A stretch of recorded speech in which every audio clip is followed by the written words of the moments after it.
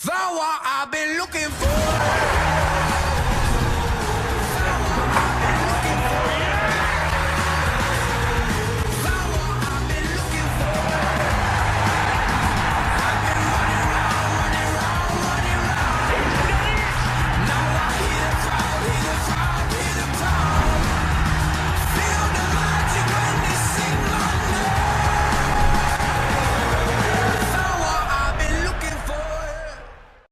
Hello and welcome to Chapsi TV's Beer Pong 2020 World Cup, the aftermath show. We're going to be talking to some of the players, having a look at some of the key moments from this year's tournament. We all enjoyed it, not all of us remember it, so let's look back over the great tournament. I was impressed. I was really impressed with the build-up. I think a lot of people trained hard. I think under difficult circumstances, people came through and did really well. And, you know, you're always going to get the people that talk a lot. You know, you're going to get your Gareth Fords and your James Greens that do a lot of talking and stuff like that and don't really come through. You know, and there's a lot of arrogance in that, and that's just kind of part and parcel with the World Cup. I look at Alex Walters, you know, a Gridit one-time winner, all the build-up, all the preparation, and then comes to game day and he's nowhere to be seen. So it's difficult. But I think the build-up was there. There was a lot of responsibility taken on from Sam Thrower. And that's why he becomes a villain. Make Thrower cry, trending all over social media. And he took it on and he went through and he came out the other side. And I think that is impressive. So, Thrower, has it quite sunk in yet, what you achieved? I don't think it will ever sink in, Greenie. I think he's probably up there with the greatest moments of my life, and I don't think it's a moment I'm ever going to forget. Still on pedos. Go on, Jack. Go on, Jack. Go on, Jack. Oh! Right, we're joined now by Oliver Hill. Many predicted him at the start of the tournament to be one of the biggest wind-up merchants, and so it was proved. Clear, sustainable, green tree made from vegetable cups. Oh, those cups look much bigger than our cups, Greenie. Well, surely they're not. He joins us now, scraped out of the group stages. Ollie, how do you rate your tournament overall? I mean, I was the people's favourite. You know, I was the little atom that could. And scraping through out of the group stages is the way it's going to be. On goals scored, because I have an attacking flair to my game, unlike Browner's defensive attitude that has seen him out of the group stages and back to watching movies on his phone. Up away from going out. Yeah, Rob, you were like one, you know, let's clean out the house away from being successful. But, you know, we all have to live with how we are right now. My tournament, I mean, highlights really, you know, beating Elliot, you know, sure you got the wins, but not everyone was supporting Thrower. There's probably a lot of people against him. But I had the entire nation, nay, the world behind me when I sunk that shot against Elliot. How did that feel in that moment? How was that? You know, I've been thinking during lockdown, am I ever going to get that sort of high again in my life? Is there ever going to be a moment that really encapsulates the sort of happiness, but the happiness you feel when Frozen comes on in a nightclub?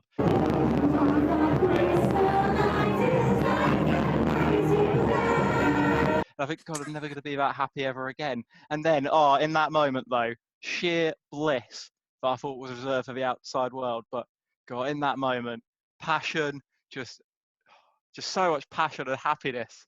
Oh God, I wish I could go for it again. It's.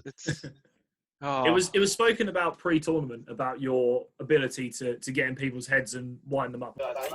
Piss off, it's our garden table. Now leave my furniture alone. Oh, now you've upset her. Right, here we are. Here's the cup.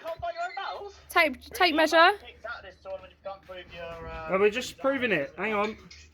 We need to see diameters, we need to see length. How much of an impact do you think that really has on your game? How much does it lead to your positive results? I think that it's all, if I've mentally won the game before the start, then it means it's so much easier to pick up the win. Elliot said I lulled him into a false sense of security. I just had a friendly little chat with him, and then he was out. He was gone. Dunzo. And any other moments that stand out for you from the tournament? Oh, moments that stand out. Beating the champion in the group stages. Right versus Ollie Hill, the king of the ring, the heartbreak kid. Nice. Do you think all of your past experience on the World of Warcrafts and all these things really gave you the tools to wind people up remotely through the virtual tournament? Oh yeah, I've been pissing people off from the safety of my own home since I was 14, you know, and now all those years have paid off. Know your role and shut your mouth. Absolutely. And how has it made you feel about beer pong going forward? You're looking forward to 2021 when we can all meet up? I am looking forward to 2021. I think this year's proven that I'm a good player, that I can make it to the semis on my own accord. I don't need to be carried through. That maybe I can add a physical element to my game of actually, you know, being good at beer pong and not just be the wind-up doubles partner. So I think 2021, going to take it a bit more seriously. You've got to work on the consistency, about trying to not let the pressure of the semis and the jubilation of alcohol get to me. And do you think when we go back to pairs, people will want you as their partner now? I am the people's favourite. I cannot imagine a world in which I'm not picked high up first, you know. People's favourite, not fellow players' favourite. Well, but I think this is the thing. Everyone's shown that I am the cause of all the upsets. So you're not going to want to be upset. So you're going to pick me. Fair enough. Thank you very much for your time, Oliver. Thank you. Right, let me take you back now to sort of pre-tournament. How are you feeling in the moments and days leading up to the tournament? I think going into it, the training was really good. I think it was my only focus for the last couple of weeks in the build-up. Yeah, I think that really helped to focus me on what I needed to do. And yeah, I think I had a good training program, well focused, start was good. I felt there's probably some competitors who weren't taking it as seriously, and I think that played us in the hands a bit. I think that showed in the actual tournament. I think look at Gareth Ford and Chris Simpson, they weren't ready for some of the competitors that stepped up. Taking your pre-tournament work seriously. Just gonna working, get my mind ready, get my focus to improve upon previous poor performances. This is the year. I can feel it. James Green came into the tournament, much like Oliver Hill was as the wind-up merchant, the no-hoper. A few early results really put the cat amongst the pigeons in the group of death. But in the end, he did fall out of the tournament in the group stage. James, what did you make of your performance overall? Thanks, Josh. I think my performance in the tournament overall, you pretty much summed it up there. I came in aggressive, I came in strong, and the first two games, I thought something was there. I thought, is this the year? Is this the year? That's it. But it wasn't to be, and I think what happened was I won the first two games convincingly. I knew it was there. And then the sunshine, the beers started to have their effect. Considering the circumstances we had in Colford Road, there was a long break in between play. And what happened there was the alcohol started to take effect. And then in my next two matches against James Weir and Chris Simpson, it all fell to shit. Since the glory days of perhaps 6, 7, maybe even 10 years ago, I can't handle the alcohol. I used to choose to dive straight into the alcohol and use that as fuel and energy for the night out. But priorities have shifted as age and experience comes up, and I think my legs are going. Is it? That's up, Spencer. Do you feel like you proved some of the doubters wrong that you had? Yeah, no doubt. No doubt proved some of the doubters wrong, and they better watch this space for future tournaments because I'll be there. Who for you was the toughest opponent in that group? I think in terms of toughest opponent, the scoreline says it all.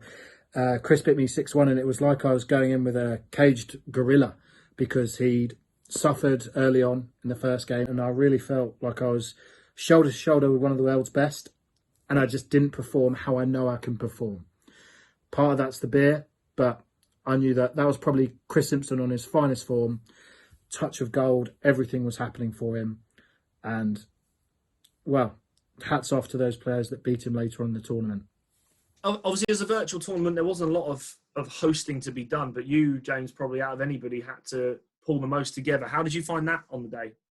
Thanks for noticing that, Josh. I think it cannot be underestimated, the amount of ball ache and admin that was on my shoulders for that day, because not only did I have to deal with just organising Jack Bolton and Tom Haynes, aka Plankton, who at the best of times are rogue operators, I had to liaise 4 other players across 2 tables, and none of those were in the WhatsApp group or had ever competed before. Jack Bolton had competed before, but he chooses to ignore any instructions possible. And yeah, it was a stressful day, but I think one for the memories, one for the record books, and we adapted. We showed the way for the Bundesliga. I think they're looking to learn of what we can provide and how we succeeded in delivering an impeccable tournament. What was your feeling and thoughts on the virtual tournament, and are you looking forward to getting back to live action hopefully next year? The tournament was a roaring success and shows the strength that we have in the Chaps Limited, Chapsi TV and the Beer Pong World Cup itself. Personally, in terms of looking forward to getting back to playing real life, I can't say that I am. I'll have to have a word with my sponsors, and thanks to Evergreen Growth and Marketing, turning clicks into customers for the last 2 years, and also one who's been right beside me for the last decade, Rennie's, who keeping me acid reflux free for 10 years.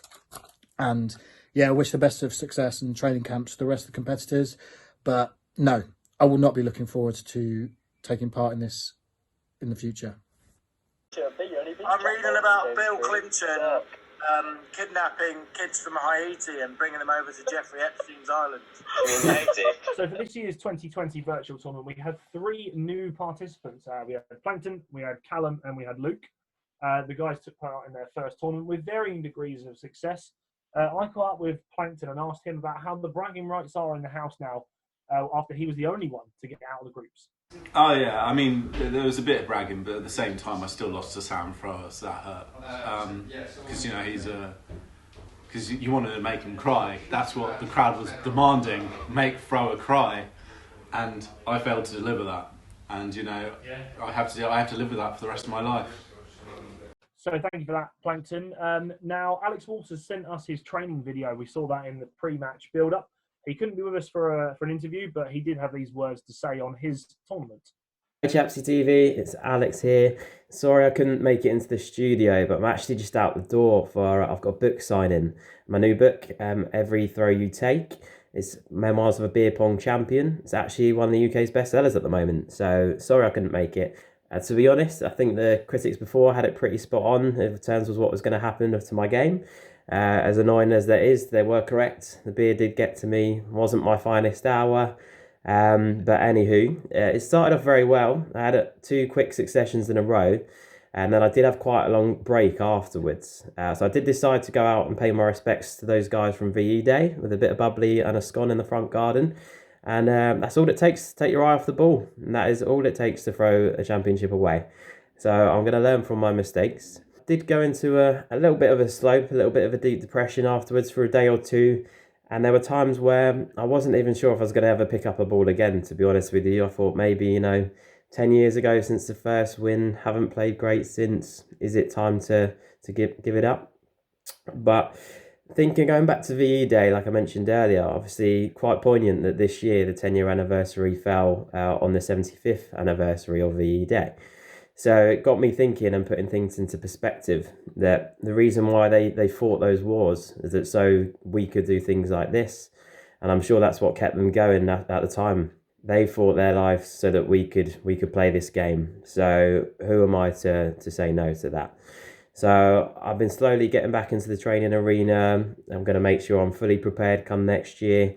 But sorry to the fans again. This year just wasn't for me. And I'll catch you boys soon. See you later.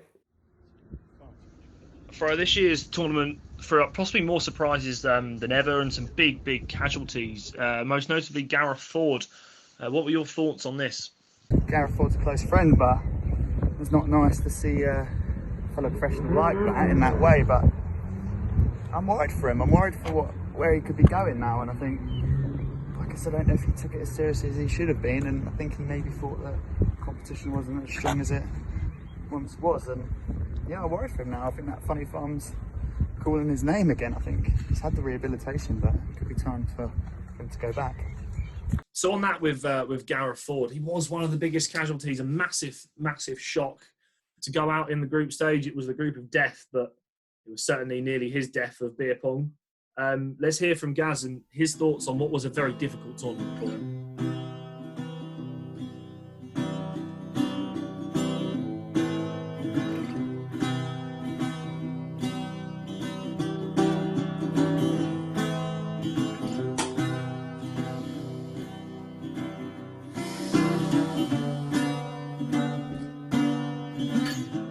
be honest, things haven't been great for me since the Beer Pong World Cup. Gaz lost. Gaz lost. That's a big turn up. What's the score since? Gaz had 2 cups left. Well, I had 2 cups left. Disappointment, failure, cunt. It's just some of the names my mum's been calling me since that day. In fairness, all things lockdown considered, you can't fault the organisation. We made it work, and there are some great displays on the day. There really were. And I also believe there's been a lot of cheating going on. There's a lot of people out of frame. My performance left a lot to be desired, and I think I struggled with the behind closed doors environment. I feed off the crowd, and there was just no one there to pull me through. My mum's gone to the podium. Stop having a party. You what? My mum's gone and knocked on the Polish neighbour's door. But there's no point dwelling or focusing on the past. I mean, it's already been 10,441 minutes since the tournament ended, and I will be back next year, and I will be stronger than ever. Mark my words. And as for Gaz's winning partner from 2018, Spencer Robinson, no idea what he was doing all afternoon. Barbecues with the neighbours during lockdown. He did participate in the tournament, but no route out of the group stage this time around. Well, I've kept quiet up until now because it's been a very emotional time for me and my family. Boom! Can't trust the Scots. I can't trust him. Then he got his dad on the phone, and I was just all distracted. And the only consolation is that I didn't have a team to let down this time, only myself. Nowhere. I think he addressed their house as 13 starters. It's been very tough. I've not wanted to field any media questions up until now, and all I can say is I'm sorry to anyone that had faith in me and supported me, but I'm also thankful to those that have supported me since the end of the tournament, and I promise in the immortal words of Peter Crouch that I will be back stronger. Thank you. Tournament, and we're both out of the group stage. So Both for shit one another. All I can see on Greeny's screen is just like a broom. a tree. So after a busy and boozy group stage, we moved into the knockout phases. There were some shocks, some spills, and some great matches, and some great moments. Has that not been a chant before? We've got our objective. The house is united as one.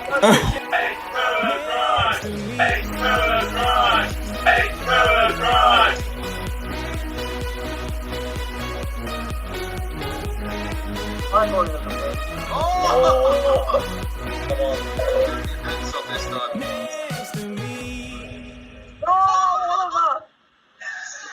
He's done it, look at him. Done it. As I say, it's just a dark day for beer pong. Right, we're joined now by Elliot Moore. Came through the group stages, but then crashed out early in the quarterfinals. El, how did you rate your experience in the tournament as a whole? I mean, it's disappointing, really. After a really strong group, to get drawn against like 3 or 4 time champion Chris Simpson, it's tough draw, and I didn't perform as well as I wanted to in the match. And I mean, that's it, isn't it? It's how beer pong goes. You can lose any game, as Ollie sort of showed me. So speaking of Ollie, we've got to mention this quote, which we can play now. Well, Ollie, he can run from a lot of things, but he can't run from the truth.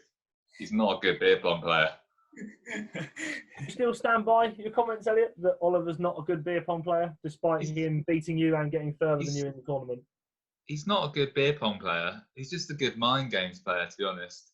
When I played him, he just tricked me into having a relaxing conversation, and suddenly he beating me 6-5. It was very surprising. It just came from nowhere. He's an evil genius. We all saw his celebration. That must have been a real gut-wrenching moment for you. If you look at that photo, I'm enjoying it. I loved it. It's probably the happiest I've ever seen him. Do you think your words before the tournament gave him extra motivation against you? He doesn't need any motivation to try and beat anyone, does he? He wants all the Chapsi dead secretly. That's morbid. Speaking of Ollie, I mean, there's a lot of injustice around this tournament, really. I mean, should he have even qualified? Is the question. Speaking of controversy, any controversy on our surprise finalist, Chris Bounds, in your opinion? Oh, there's a lot of controversy all over this tournament. It's ridiculous. We got 3% Bounds. We've got some very, very, very dodgy rock paper scissors gameplay I've seen across the tournament. From thrower, pretty bad. Some delays. You sort of like see him go. You seem to be taking your quarterfinal exit in the right way on the beach, enjoying the summer. Little post beer pong trip to the Maldives. Just taking 5 minutes in the shade, Greenie.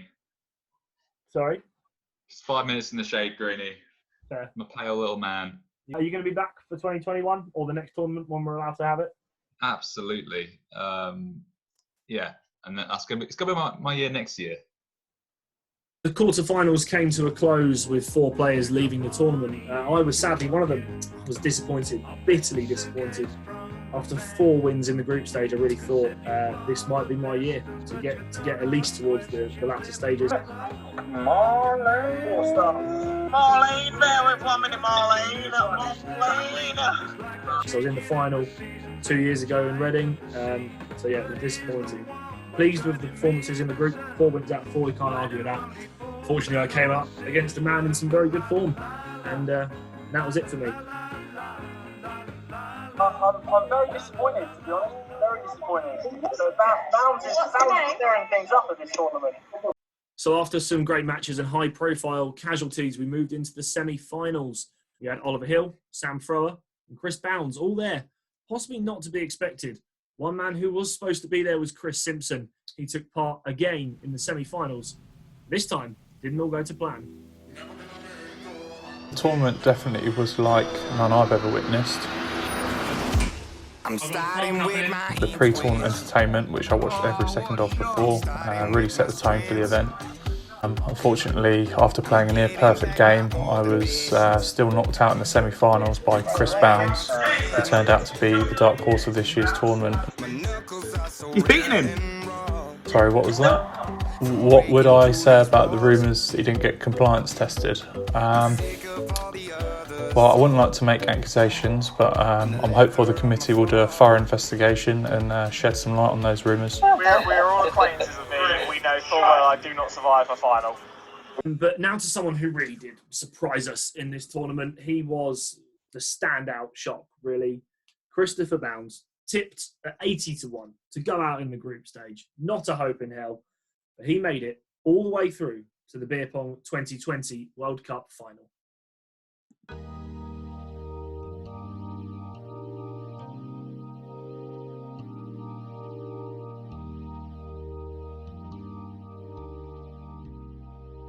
So, Chris, thank you for joining me. Beer Pong 2020, what a tournament for you. 80-1 outsider, and you made the final. How did you rate it as a tournament? I mean, I did not expect to be anywhere near there. I mean, it was quite sensational for me. Yeah, everyone was crying foul. Didn't expect that kind of behaviour from Bounds with his low alcohol stubbies. You know, didn't expect that at all. Bothered, like it was great. I had a great time. At the end of the day, you made the shots. So yeah, exactly. Like beat Chris twice, made Gaz look absolutely miserable. But still, out of the group of death, you must be pleased with that. Yeah, it was like I honestly, when the draw was made and that happened, I was not in a good mood because I thought this is going to be a horrible day and I'm going to be sick straight away. But no, just kept winning games. I don't know how. Like my first game was against James, and he like narrowly beat me, and I thought, oh well, this sounds about right. Like This is my level. yeah. And then I played Jim, and I won. I was like, yeah, come on, because I thought at least I've won one game, and it's fine. Yeah. I can finish happy now. And then you were facing Simpson and Gaz after that, and you thought, well, this is that's it. Then I played Gaz and I beat him, and he looked so sad throughout it. Like he just looked so despondent, like the amount that he was having to drink. And then I knew my next game was against Bolton, and I thought, oh fuck, I'm going through now, aren't I? Because that was the only game that I played where I thought, oh, I'm probably going to win this one. So, what point did you seriously start thinking, all right, I'm going to take it seriously and actually try and get to the final now? And actually try and do that? I didn't take it seriously at all the whole way. It was only in the final where I thought, oh, this actually might be quite nice if I won it now. Like, it might be quite funny because, like, yeah, I had the worst odds out of everyone, and it would have given a laugh. But I mean, getting to the final was good as well. Like it was so unexpected, and I just didn't expect it to happen at all. And then my confidence just grew and grew as it went on as well. How were you feeling after the tournament? Saturday was horrific. Fell asleep with a full cup of tea in my hand and like didn't drop it. Has it made you want to come back and play live in 2021? Jury's out on that. It was so much fun. Like I think I probably would. But we won't announce that officially then, the retirement yet. No. We'll see. It's like when Stuart Pearce came out of retirement or something.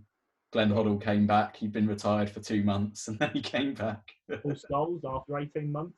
Yeah. That's it. Love it. A little girl. I didn't even see that, mate. Well done. So after 5 hours of virtual drinking fun, the time was here for the 2020 Beer Pong World Cup final. Sam Thrower against Chris Browns. And what a match it was.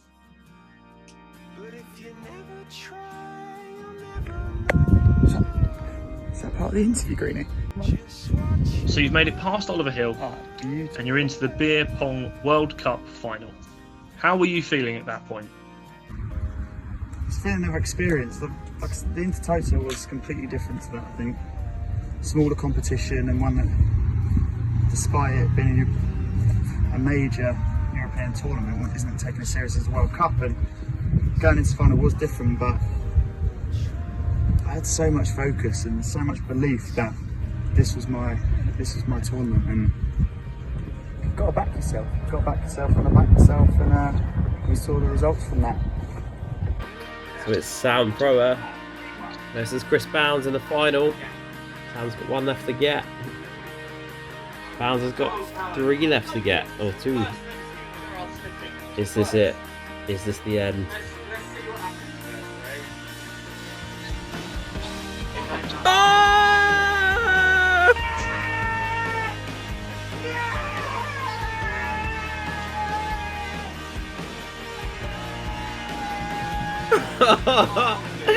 That is the end.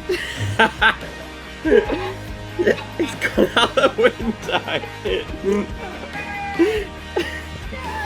No, that is it. That is Beer Pong 2020.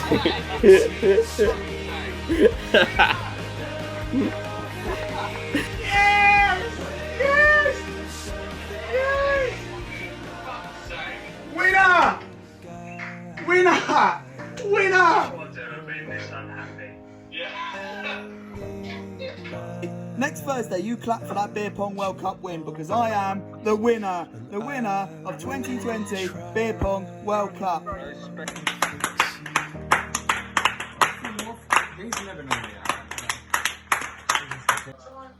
Elbows on the right there. Yeah, Jack Bolton, watch those elbows.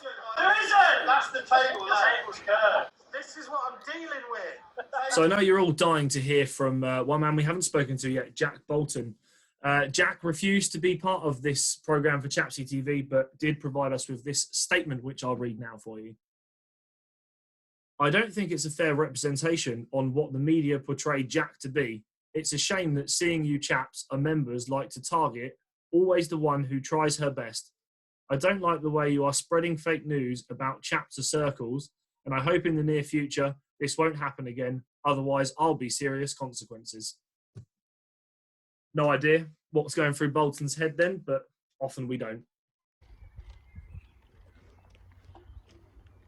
Beer Pong 2020 winner. And now it can never be taken away from me. Let's fucking.